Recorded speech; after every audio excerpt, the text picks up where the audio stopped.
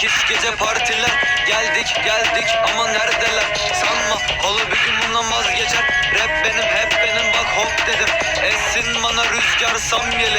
İsterseniz ömür boyu hapsedin. Bu nasıl bir mantık?